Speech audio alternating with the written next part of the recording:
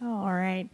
Going to continue with our post-practice availabilities. We've now been joined by Tyler Reddick, who is the fastest driver in the first practice session this afternoon. Tyler, thanks for joining us. We will take questions for Tyler.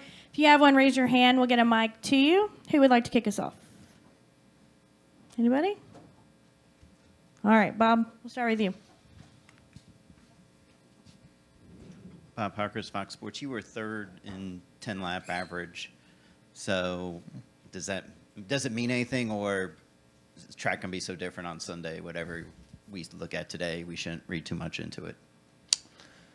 I mean, it's going to be different, and yeah, like the way it was different, last year for this race, from practice to the race was a huge difference. But two, we're going to be running this race at night on Sunday, and just the track holds moisture better. So there's a lot of factors that will play into that. So the track's going to be different, but I can't really foresee what it's going to be like. Kind of got to wait and see how the track's prepped.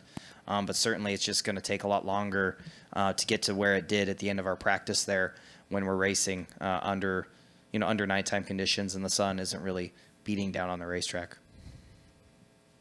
All right. Additional questions for Tyler? Okay. We'll go to Steve.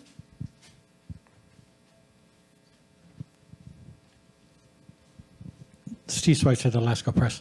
Tyler, what would your recommendation be to make the track better? And realistically, how many grooves do you think you'll have to race on Sunday?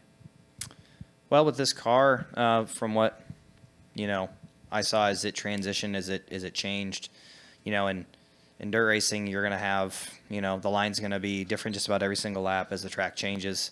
And, I think there's going to be a point in time, in the beginning of the race, certainly, where, one lane's going to be more dominant than the other. But there should certainly, and we saw it in truck practice a little bit, where you're going to have options as the track really starts to widen out, as the middle, wears away and the tacky dirt kind of burns off.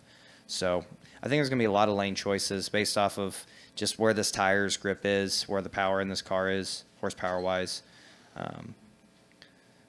But a lot of these things just depend on what the weather does Saturday and how, how much that really dictates what we can and can't do to this track Sunday getting ready for our race. All right. Any questions upstairs for Tyler? No questions upstairs. All right. Any questions downstairs? All right. Tyler, thanks for joining us. All right. Thank you.